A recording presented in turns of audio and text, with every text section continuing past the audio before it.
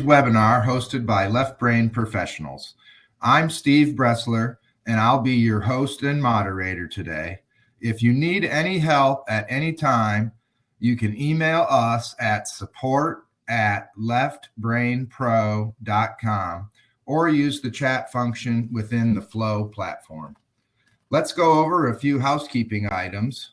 Today's webinar is hosted on the Flow platform, and you should see a small toolbar with 4 icons in the upper right-hand corner of your browser window. The first button will mute the audio.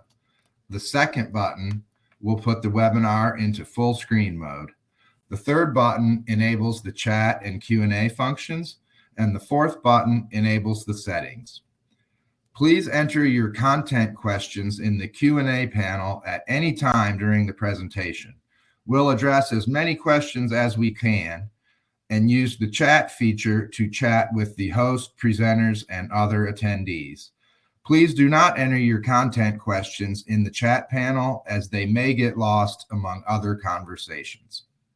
In order to receive credit for today's presentation, you must respond to 3 of the 4 polling questions. Certificates are generated automatically and will be emailed within 48 hours after the completion of the webinar, and a survey will display in your browser at the end of today's webinar. Please take a few moments to answer the questions and provide any feedback. The recording of today's presentation will be available on our YouTube channel, and the link will be included in a follow-up email. Well, thank you for your attention, and without further delay, I will turn it over to Robert for today's content.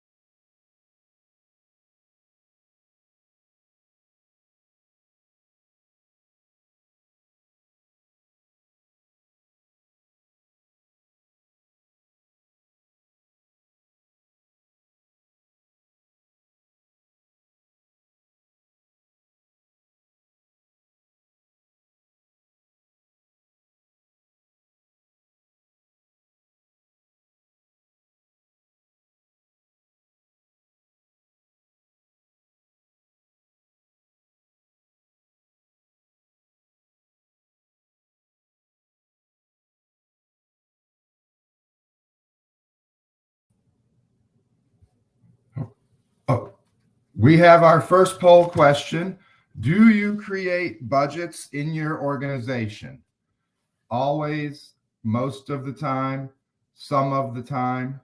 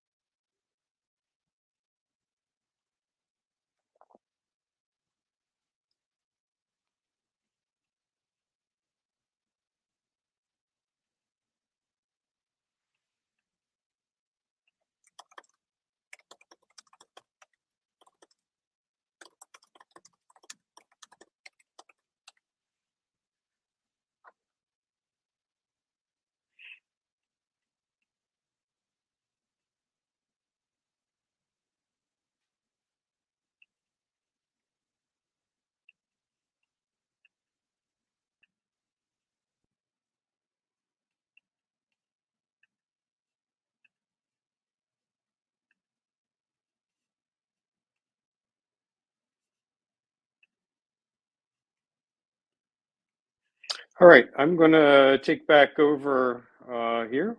Thanks for participating in our polling question. Let's dive into our content, and hopefully you guys can hear us breathing. Hear us breathing. I'm sorry, I was trying to read something. If you can hear us talking. Laura saying, I have sound now. Thank you, Laura. 3 kinds of budgets that we're going to talk about today: enterprise budgets, project budgets, and proposal budgets. All right, let's first here talk about enterprise budgets. When I say the word enterprise, specifically what I'm talking about are corporate budgets for the entire organization. So think of this as the overall profit and loss budget, right? This is where we look at direct and indirect costs. So we're going to look at, in terms of direct, all of the direct labor, materials, travels, ODCs, and subcontractors that we expect to spend in the next year. From an indirect perspective, we're going to be looking at all of the fringe, overhead, and G&A costs. And you might be, what I want to share with you are obviously some tips and tricks today, and share with you kind of what we find and how to deal with that. So what do we find? A lot of times when we work with clients, we find that there are no enterprise budgets. They're simply not preparing budgets. And that, that's obviously a problem. If you don't have a budget in place, then you don't have a guideline to know where you are or where you should be. We have clients who prepare late budgets, meaning that sometimes they don't get the budget approved or finalized internally, sometimes to January, February, March. So that means we're already into the fiscal year, and and we haven't had that guideline or that baseline to work from. If you've got cost type contracts and you're late preparing your budgets, then that means that you're also late getting updated provisional billing rates to your contracting officer. We'll talk a little bit more about that later in the presentation. And that's one of the particular issues with late budgets. And then the other thing that we find is that sometimes people just take last year's budget and reuse it, right? They don't really make any meaningful updates to it, right? And that's not the purpose of the budget. The budget is supposed to be a forward-looking document. We should be, trying to project what is happening, both, again, from a direct perspective and from an indirect perspective when we're looking at budgets. The second kind of budget that we'll talk about here is a project budget. So a project budget is primarily focused on direct costs, right? I've got a specific project or contract that I am managing or that I'm responsible for, right? I might be the program manager or project manager, and I've got to put together a budget for that project. And I'm looking at what is it going to cost me in terms of direct labor, materials, travel, ODCs, and subcontractors. You got to remember, from a project perspective, you might say, well, Robert, we apply indirect rates to a project. Yes, we do. Certainly, our full job costing is that we're going to apply fringe overhead and G&A to the cost of the budget. But you have to keep in mind that the program manager or the project manager is not responsible for indirect costs or for the indirect rates, right? That's not where their authority and responsibility is. Their authority and responsibility is on the project and on the direct costs of that project, right? So that's why when I talk about here from a project perspective, that we're really only budgeting the direct costs. Now, what I've got a separate issue, right, and this is where the project manager, does certainly have some concern is we've obviously, put together a bid or a proposal for this contract or for this project. We know what we think or expect to invoice, and that invoiced amount obviously does have to take into consideration indirect rates. So the project manager's project reports or the P&L or whatever you call those, job status reports some people call them, are going to show those applied rates. But again, the project manager really only has direct control or responsibility over the direct costs. So, what are some of the things that might be causing problems, or what do we find? We find that projects are not time phased, meaning that if you've got a project and it is spanning multiple fiscal years, and it could simply even be a couple of months in another fiscal year, you might have an 18-month project. And right in an 18-month project, in theory, could span 3 fiscal years, right? You could have 3 months in fiscal year one, 12 months in fiscal year two, another 3 months for my total of 18 months in fiscal year three. So I have different indirect rates for each of those periods, right? And I can't simply say, well, I'm going to take the project cost, I'm going to divide them by 18, and I'm going to assume that's how it, well, we all know that that's not how projects work. Rarely is a project ever structured, right, that it's an even amount for, for the duration, right? There are some types of costs that are very front heavy, and there are some types of costs that can be back heavy on a project. Oftentimes, some projects might be very front heavy for 60% of the project, right? Or for 60% of the duration of the schedule. And it might be light for the last 40%, right? So those fluctuations, those shifts of how the dollars are actually spent, and in relation then, how the indirect rates are applied to that can have a significant impact on the overall cost of that budget, right? Because again, my indirect rates are going to fluctuate from year to year, hopefully not a lot, but there are going to be some fluctuations from year to year in my fringe, in my overhead, and in my G&A. And those fluctuations, depending on, the type of costs and the amount of costs, when and where they occur throughout that time-phased budget, are going to have an impact. That's why it's really important to have a time-phased budget. And to further clarify what I'm talking about, a time-phased budget, I'm saying, right, that I'm going to sit down and say, okay, I plan to expend, these hours or spend this money at these specific points in time, right? That's a time-phased budget. And then I know where those dollars are going to flow. Another issue that we've come across in project budgets is that somebody will fail to consider overtime and the impact of overtime on a project. So again, what we got to think about, I may have put together a proposal and we said, hey, this task or this group of tasks, whatever it is, when I add these tasks, this project is going to be 1,000-hour project. Well, that's maybe assuming, standard, we don't have, we don't have a bunch of other projects going on or whatever. And what the reality may be is maybe by the time that project is awarded, maybe I've got a bunch of other projects in process. And the only way I'm going to get all of the projects completed on time is that I'm going to have overtime, right? So I need to take overtime into consideration, right, in my project budget. I know I've got other work, and the only way I'm going to get all of this work done in time is to have overtime. Now, I'm not going to get into whether or not the overtime is billable back to the customer, because that can be a separate issue. Overtime may or may not be allowed on the contract. You may only be able to be allowed to bill the direct portion of time. You may not be allowed to bill the overtime premium portion. So there's some different contractual issues that you'll need to consider. And again, that's going to be a contract by contract basis. So that's something that you'll have to look at. Um, but you still have to consider that whether or not I can bill it back to the customer, it doesn't really matter. I'm still going to incur that cost, right? So that's something I need to think about. The other is, we find that sometimes they're simply missing direct costs. People put together a project budget and they overlook a particular item. They misestimate something. There are various things that can come into play.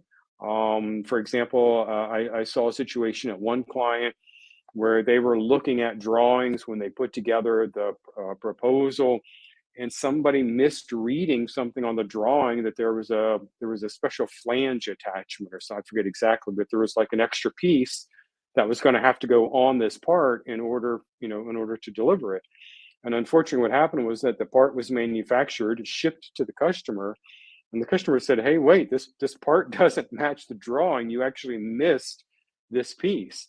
And the customer held them to the price, even though it was going to cost them more money to return it, more money for materials, more money for labor. The customer said, "You had the drawing, you reviewed the drawing, you put together the price for the drawing, your quote, right, of what you said that was going to be to make this part. The fact that you missed that is not our problem as the customer, right? It's clearly there on the drawing. You simply didn't quote it properly, right?" So that's a situation where somebody missed actually incorporating the direct costs into that project. And then what does that mean? Where that means now I've got a cost overrun. I'm losing money on that project. The third type of budget that we'll talk about today are proposal budgets. And here, it is going to be project based, right? But the difference is that I don't actually have the project in house yet, right? I've got a statement of work, or I've got an RFQ, an RFP. I've got something that says what the customer wants. We've obviously put together our internal approach of how we're going to solve that problem, and I've got to put together a project based budget in order for that proposal to come together. And that's going to be the project portion of that is primarily going to be direct in nature, right? I'm going to be looking at what are the direct costs that are necessary for me to perform this work. I do have to apply my indirect rates to my little project based budget now in order to develop the full proposal, right? Because I want to see what my direct costs plus my applied indirect rates, so that I can see what my total estimated costs are, so that I can then figure out what the appropriate price is to the customer. Now, this next piece, and again, we're going to do a little more on this a little bit later. This next bullet here is that we may, not always, we may have to update our enterprise budget and the appropriate and the associated indirect rates when this proposal is going to be significant in nature.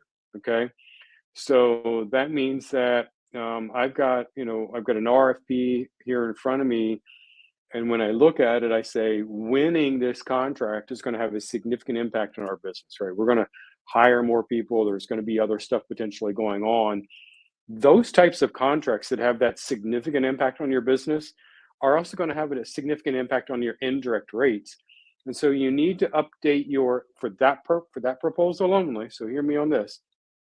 For that proposal only, I need to update my budgeted indirect rates as if I had already won that contract. So let me say that again, because it can be a little confusing to people.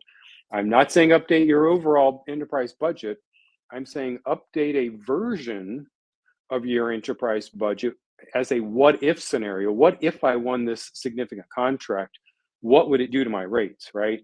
And when I see that winning that contract is going to affect my rates, I need to use those new rates in that proposal, right? And the reason I want to do that is that I don't want to put together a proposal with indirect rates that going in would cause me to either significantly underbill or significantly overbill the government, at the end of the year. And here I'm primarily talking about cost type contracts, but it can apply across the board, whether it's a T&M or a fixed price contract. Again, if you win a major contract, that can have a good or bad potentially, but it can have a significant impact on your indirect rates. And so you need to update that proposal. And I see somebody already ask, and this is always a difficult thing, what does significant mean? Well, unfortunately, there's no regulatory definition of what significant is. My general guidance to people is it's probably something that would increase your top line revenue by 10 or 20% or more. And that's not uncommon. We have some very small clients that they might be a $10 million annual revenue right now, and they're putting in, and actually, we've got a perfect example of a client. They're like this right now. They're approximately $10 million in annual revenue. They're bidding on a $50 million contract that they're very likely to win. It is a multi-year contract, so it's not $50 million in 1 year, but it could be $5 or $7 million a year. I think that's a 50 to 70% increase in their top line revenue. That kind of contract, right, is going to have that again, my quotes here of that significant impact on their rates, and we help them to update their rates accordingly, right? So they've got their rates as they are, and now they've got a proposal set of rates for this effort. So what do we find when it comes to proposal budgets?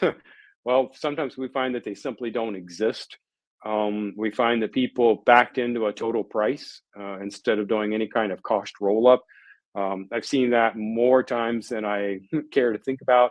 We see that a lot, specifically in the SBIR world, with those phase ones where we know what the dollar amount's going to be up front.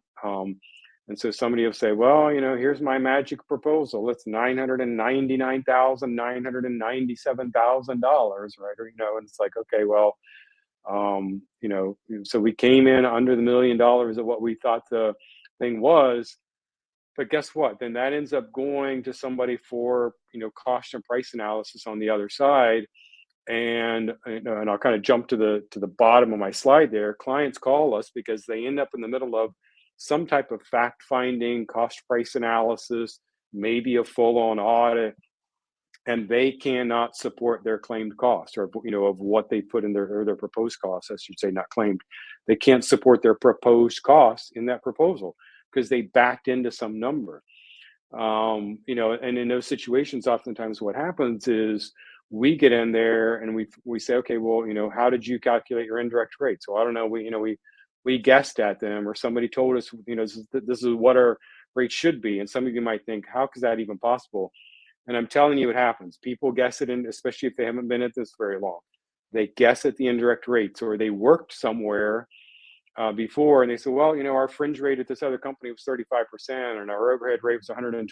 So that's just what I put down. Well, what are your actual indirect rates, right? And so then when we get in and help them calculate what their actual indirect rates are, and we apply that to what they said were going to be the number of hours and the labor rates, and roll it up, we come up to a number that's very different than the original proposal, right? And then that raises other questions. And the government says, well, you submitted one proposal, now you've submitted, an updated proposal. Which one is correct, right? How do I believe you? How do I know that now this is the right one, right?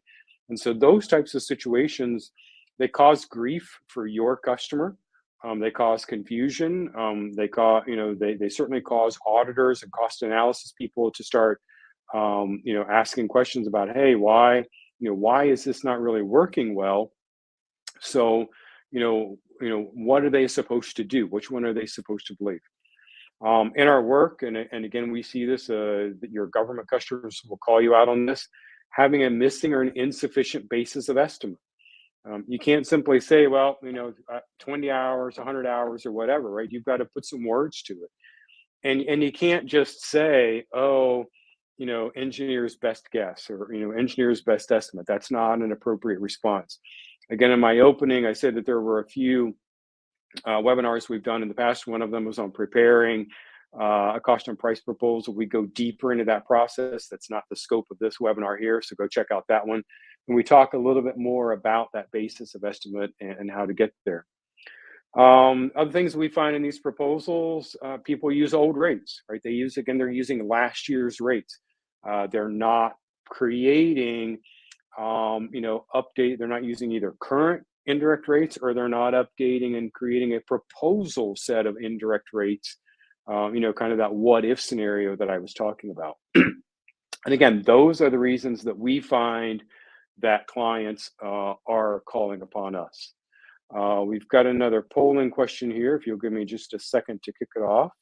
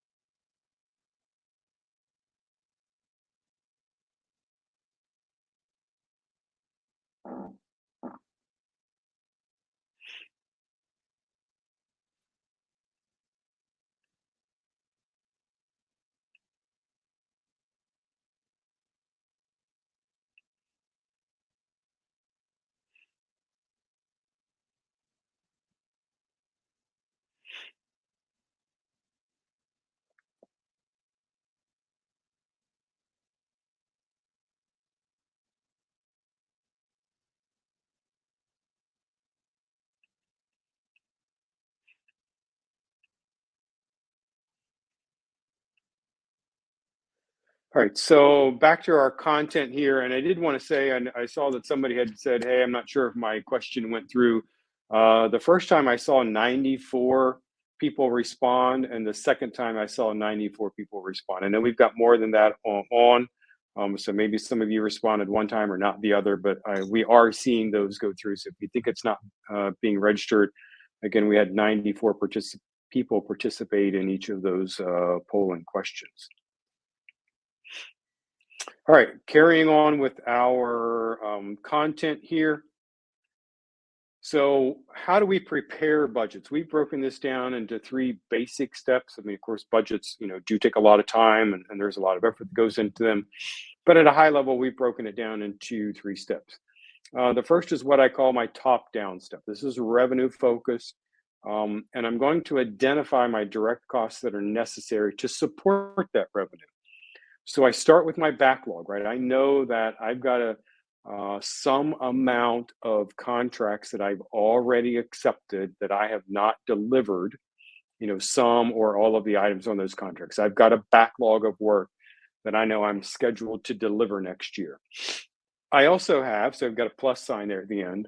I also have some outstanding proposals, right? I've got work that is expected to be awarded or expected to kick off next year, and I've got some weighted probability, right? I know that I'm probably not going to win all of those things, but on a proposal by proposal basis, I go through and I put some kind of weight, and that could be 10%, 20%, 90%, whatever that is, of what I think my probability is to win it.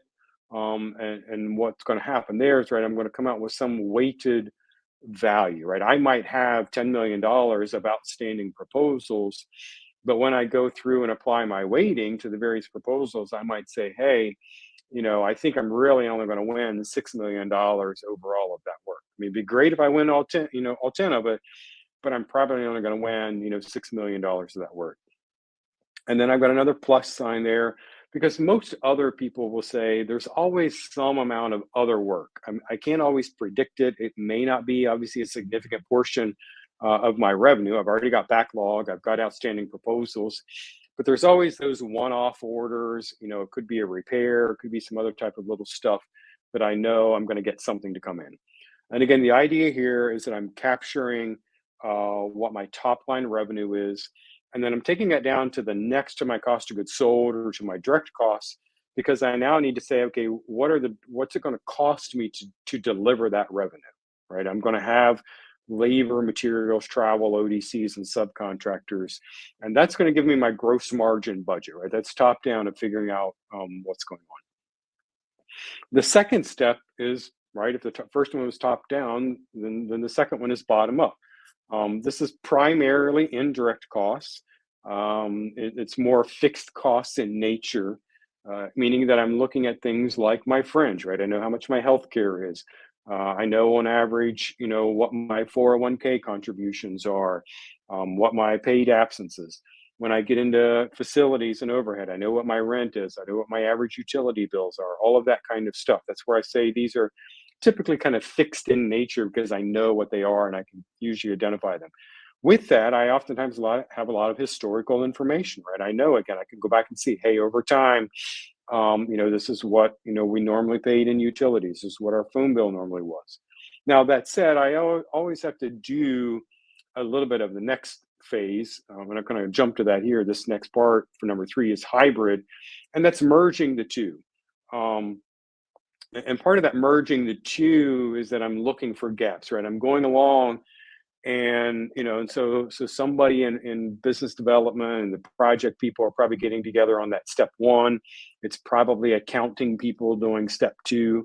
And then somebody's got to put the 2 pieces of the puzzle together and say, hey, wait a minute, you just said if we win this other contract we're going to hire, we have to hire 50 people. And I'm looking around and I'm going, well, where would we put 50 people? Now that means I've got to rent more space or buy another building or whatever it is, however it is that we do that, right?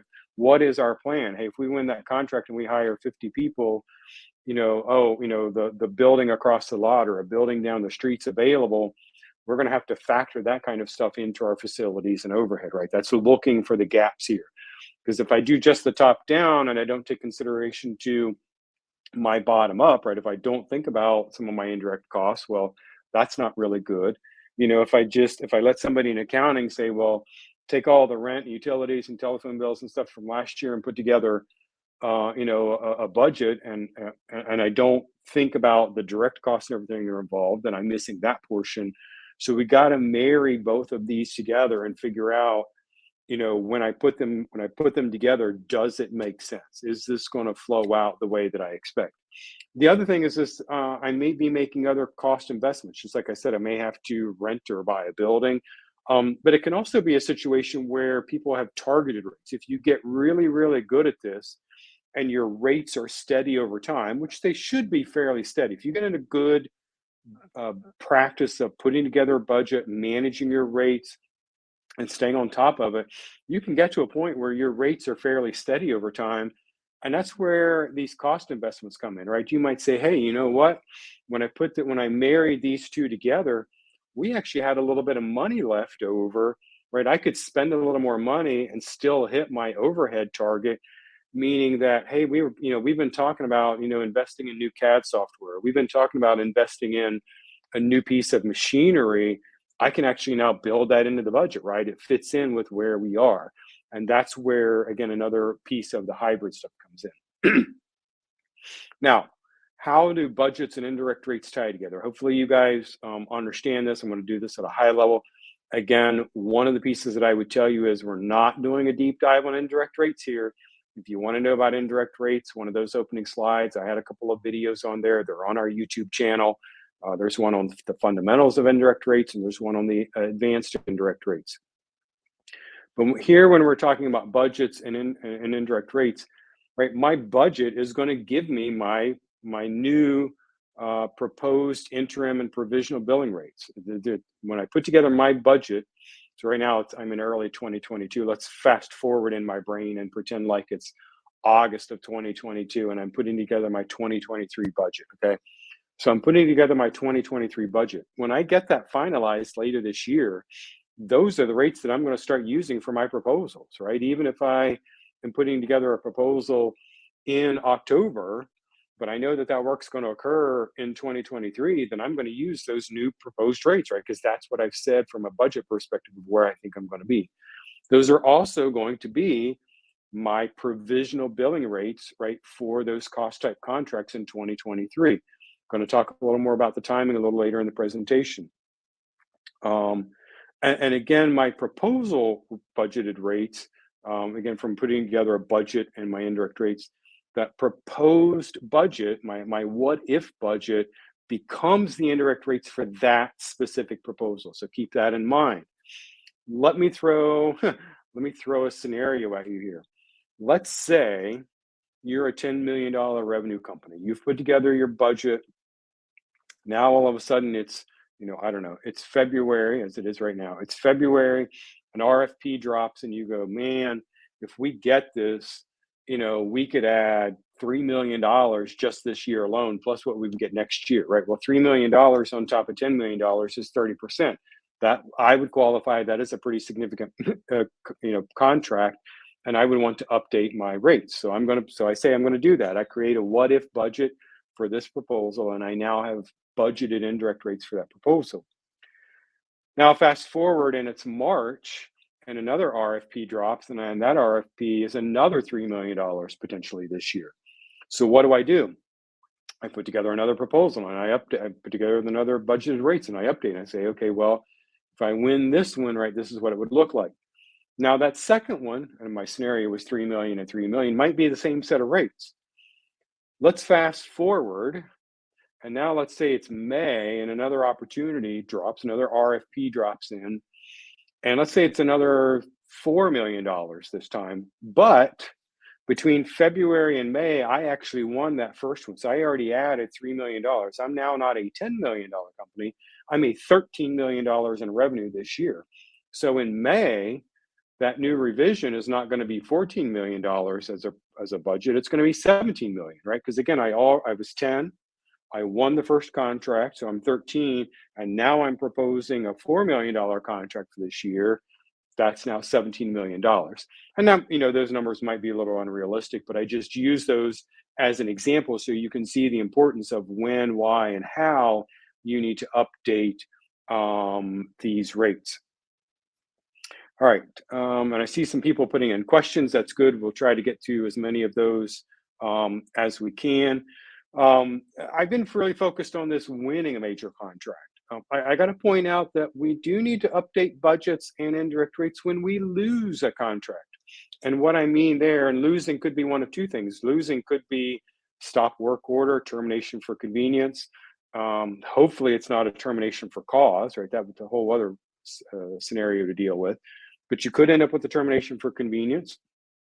Remember that this year's budget was built on an assumption that I was going to win some amount of my outstanding proposals.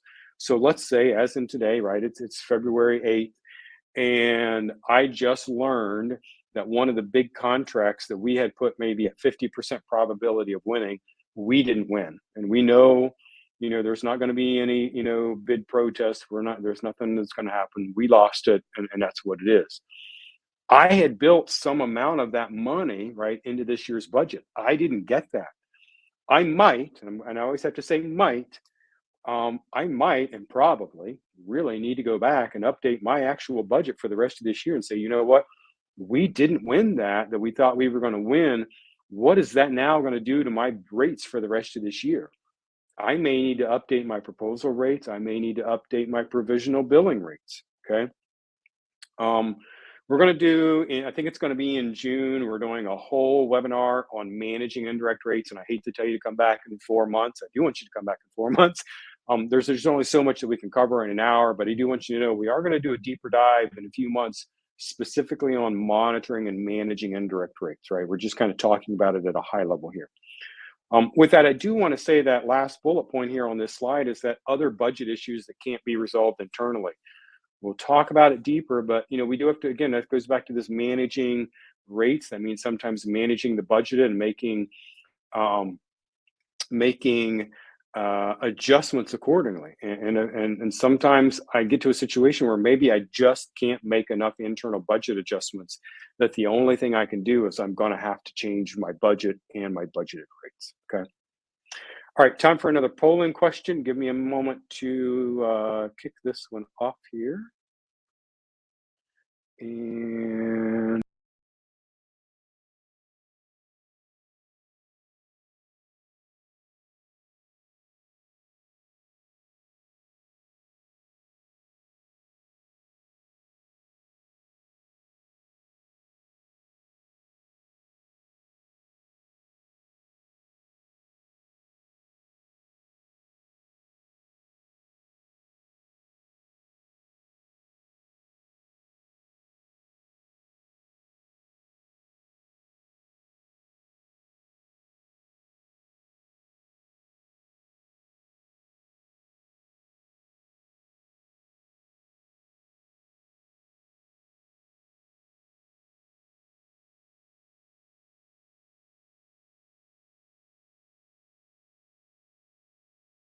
to our content here.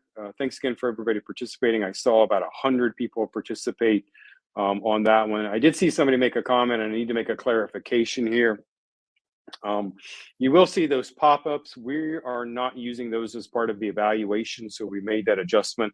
And I think we're going to find a way to turn those off in the next webinar so that in order to get credit, the credit will be based upon participating in the polls. And there are 4 polling questions. You will need to participate in at least 3 of those in order to get your credit. All right, so back here to our content. I've said this again, I just can't stress this enough. This is an area that we see so many companies miss the mark. You've got to update and create what if, right? What if scenarios on a significant contract. Somebody asked, what is significant? This is my interpretation. Okay, you're going to have to define, as I said there on the bottom, you're going to have to define what is significant for your organization. I say probably greater than 20%. Many companies could probably absorb new work, could probably take on upwards of 20% of new work without necessarily having to hire new people, without having to rent new facilities or otherwise. I mean, obviously your direct costs may go up some, but a lot of your indirect costs may or may not be affected by that. In fact, some of your direct costs, depending on the type of product or service that you make, absorbing another 20% of work may not have a significant impact on your direct costs, right? You might, if you're running machinery and stuff and a lot of your costs are around that, it may not. Again, you're going to have to define that for your organization, but probably anything greater than 20% would be significant for most companies. Remember that direct costs drive all other rates. Again, we talk about this in greater detail when we do a deeper dive on indirect rates, but you could just remember that if my direct costs go up, right, and that's labor, travel, materials, ODC, subcontractors, if my direct costs go up, in general, there are some exceptions to this, in general, my fringe comes down, my overhead comes down, my G&A comes down. It's one of the things that you got to remember.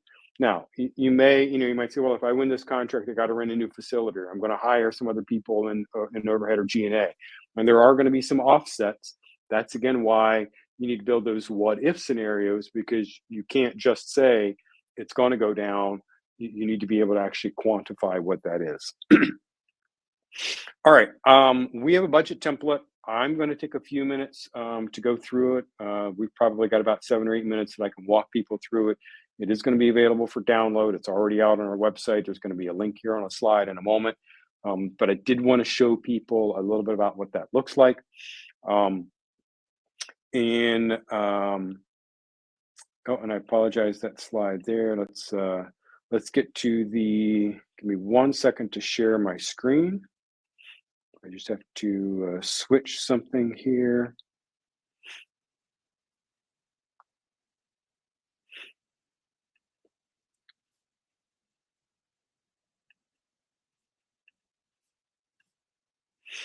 All right, so this is our template. And again, it is a template. I mean, I hope that you find it useful. I will say it's not, super fancy, but some people have nothing. And so having something to start with, right, is a great place.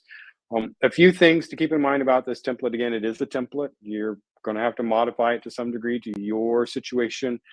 This template is built using a single fringe, a single overhead, and a TCI or total cost input for G&A. If you happen to have multiple fringe, multiple overhead, or a material and subcontract handling pool, and if you need help figuring out how to modify the template for that, please contact us. We can help you with that. But just so you know what's in here going in. Now, there are a couple of things you can do, and this is where I wanted to show a little bit about our template. If you have your budget in a trial balance setup, right? So maybe you've created a budget in your accounting software, or maybe you capture it this way, remembering how you actually build out your budget right now, and you want to see what that looks like flowing through rates. You could copy paste in your trial balance here with those numbers. You could also start with your chart of accounts here and then just fill in numbers. We use a lot of X lookups. If you're familiar with how to do that in Excel, we use a lot of X lookups. I'm going to skip this labor cost tab for a moment because I just want to show the other scenario here. You'll see there's a tab for direct, fringe, overhead, G&A, and unallowable. This is just to make it a little more visual and to kind of break it down in pieces. We try to, budgets can be overwhelming, and this way we kind of break it down into smaller bite-sized chunks. Obviously, if you have more than these accounts, you're just going to need to come here, right, and insert a row and appropriate, right? You have to put in your account numbers, your account names, and put in those dollar values. This template, outside of what I'm going to show you for labor costs, is not really the napkin, right? So you may have some other sheets that you're working from that help you figure out what, for example, when I go to fringe or overhead, you may have some other stuff that helps you figure out what health insurance is going to be or whatever. What I would recommend, if you got that, create another sheet in here, right? So all I did was click the plus sign, and now I've got another sheet. I'm going to delete this out because I don't want it in here. I'll come back and delete that out in a moment. But create another sheet, do those calculations in here, label it. This becomes your working papers. If you've got a screenshot of something, right, drop that screenshot in, because one of the things that's so frustrating is you do all this work and then somebody comes back later and questions you, or you try to figure out how you got to that number and you don't know how you got to that number. Those little kinds of things are what will help you. One of the pieces that I hope you'll find really helpful in our template is this labor costs tab. And let me show you how this works. This is designed so that you come in here and you list your employees. Now, I got to say that if you're a company with 200 employees, using this template may not work for you. It may not be the most efficient kind of thing. But if you're, 20, 30, 40, maybe 50 employees, this still might be beneficial to you. You list out your employees, maybe you've got their title, put in their salary or their hourly rate information. And if they are hourly, but you expect them to work a some number of hours, you can convert that into, to a salary amount here. And then what I want you to look at is this section right here first. You see direct overhead and G&A, and there's a percentage and a dollar amount. Well, what this is set up to do is for you to enter a percentage, right? Hopefully you've got some historical information. If you've got a new hire, you might come over here and say, I don't know the person's name, but I know we're going to hire a new engineer 3, right? So I put in new hire, title, engineer 3. I know I'm going to pay them, $130,000 a year. And then you come across and you say, hey, I know that I expect them to, they're going to be 70% direct, or whatever that number is. You're going to put in the percentages for direct, overhead, if they're doing any G&A, and if they've got PTO.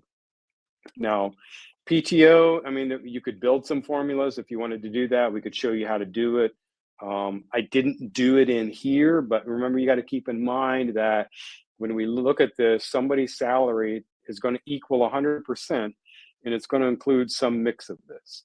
Now, most people are not going to have dollars in all budgets, right? So if I've got somebody who's direct, and also keep in mind, if you have a direct employee, they are not 100% direct. Rarely, there are a few odd contracts out there where I've seen it, but otherwise, if you're hiring employees and they are direct employee, they are not 100% direct. And you say, Robert, yes, they are. And I say, no, they're not. Why are they not? Because they have PTO, right? They've got paid time off, whatever those absences are. They're going to have some indirect time. They're going to have internal meetings. They're going to have training. They're going to have something that is not billable to a client. That's overhead percentage. That's overhead dollars.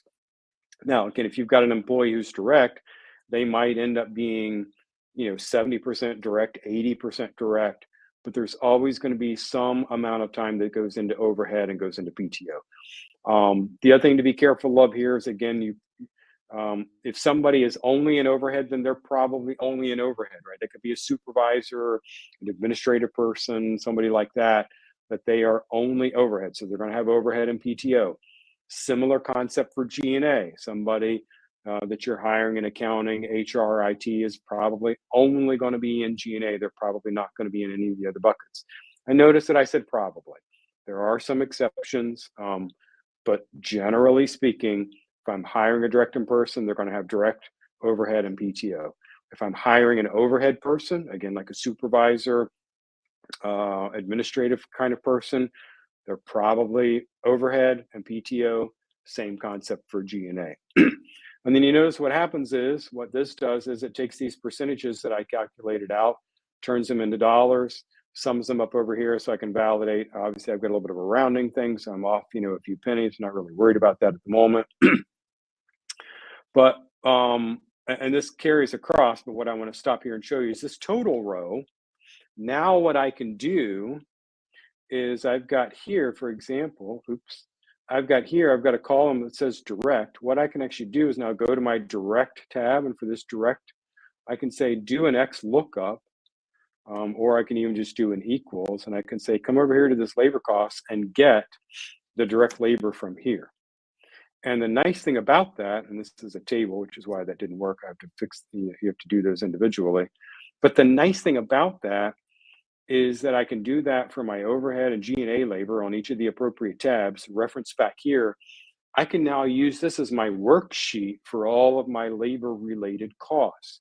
And if somebody comes back and says, hey, well, we probably need to hire 3 people, or, when we go back and look at this and we did our, when we did our sanity check, we realized, we said we were going to hire 4 people, but the reality is we can only afford to hire 2 people, or whatever that is. Then it's easy to come here to one place, make that change, and it's going to flow automatically through your budget, okay? Related to this, and again, this first section here is really just about the labor cost itself, but we know labor brings on all of the fringe costs, right? I've got to pay employer taxes. I've got the FICA, FUTA, SUTA, the workers' comp, as you see here. I've got health plans. I've got dental plans and stuff. A couple of things that you can do. It's the same concept. I've got this. Now your FICA, FUTA is set. Your SUTA is going to vary, so you'd have to plug in your actual SUTA rate. Your workers' comp rate is going to vary. You're going to have to plug that in. I just plugged in numbers for the scenario here. And again, what this is going to do is calculate and say, how to do this. Note that for things like FUTA and SUTA, so FUTA is on the first $7,000. SUTA is the state level unemployment. It varies. Sometimes it's 7,000, sometimes it's 9,000. You'll have to update accordingly. Again, workers' comp is typically on all wages paid, so you have a percentage in here. And again, now I've got the concept. It's going to add all this up for me. So then on my fringe tab, if I come down here to my fringe tab, I can do the same thing. I can say, hey, for employer Medicare equals, and come over and grab, the FICA and FUTA, the same thing for my SUTA and all of these other items. Now, what I did for my health plan is I said, hey, I know I've got 3 different health plans that have 3 different rates, and 3 different dental plans, right? They got 3 different rates. And so I probably know by employee, right? Because I know I can look at history of what they signed up for. I can come in here and assign the appropriate health plan to that employee. And now, again, it's going to help me take all of those dollars and put them into my fringe pool. And that, again, is the big piece of the puzzle that I wanted everybody to see. With that, we're getting near the end of our time together. I want to get back to some questions. I got a couple more items on the slides, and then I've got we'll have time for a couple of questions here. So a couple things I want you to leave with.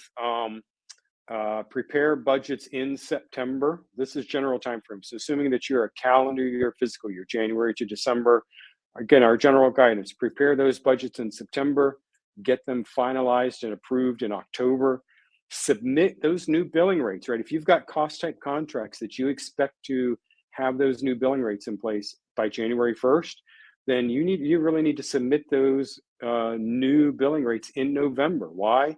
Because it takes sometimes 45 to 60 days for the government to process the modification to get everything in place in your contract.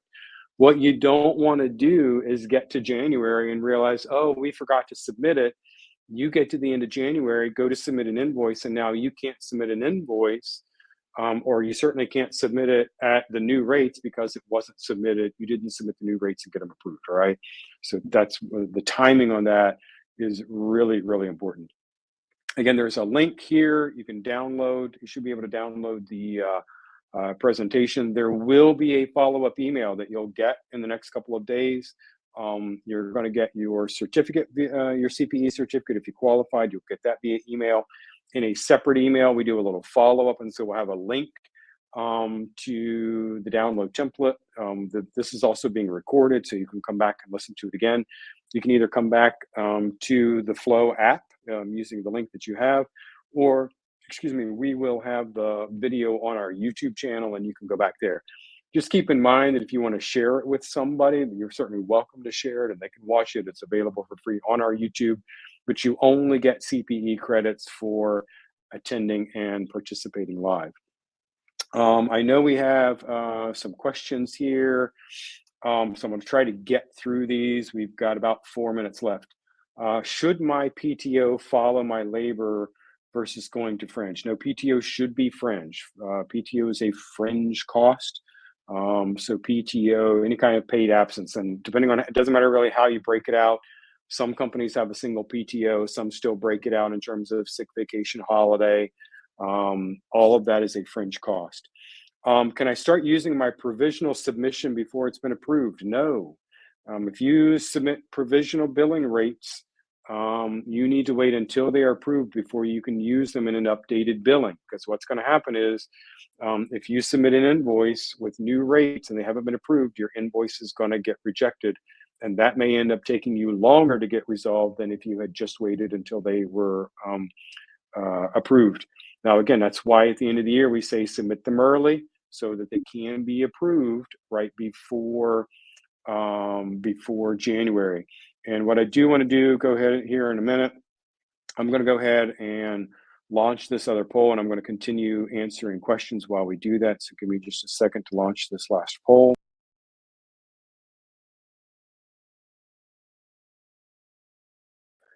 All right, so that last poll is up there, so you can participate in that so that you can get your credit. I'm going to keep going through my provisional billing rates. If you have to adjust provisional billing rates mid-year, right? So let's say you're going along and you say, hey, if we don't adjust these provisional billing rates, we're going to be in trouble. Then, and you submit those provisional billing rates. Again, you're not going to be able to invoice those new provisional billing rates until they are approved. Yes, somebody else said can't use PBR until DCA or until the contracting officer approves it, right? It depends on whether you're submitting those provisional billing rates to DCA or to your officer. Slides will be available. Yes, we'll have all of that information in a follow-up email. You can hear me. Thank you, thank you, thank you. I apologize to those of you that had some issues with sound. The only thing that I can tell you is when you do register, I do believe that you get a link that you can test that. So make sure that you run that test for next month. Some people have said they had a different experience with different browsers. I can't speak to that. I can simply tell you that we use the Microsoft Edge browser and it's worked really well for us.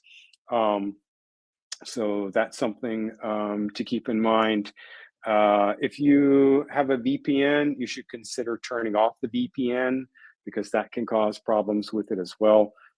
So just be careful with that. I'm trying to look at other, did anybody else have any other questions? And again, thanks for participating. If you've got any questions as a follow-up, you can always send those to support@leftbrainpro.com. Again, support@leftbrainpro.com. And we certainly appreciate your time today. Have a great day. Take care.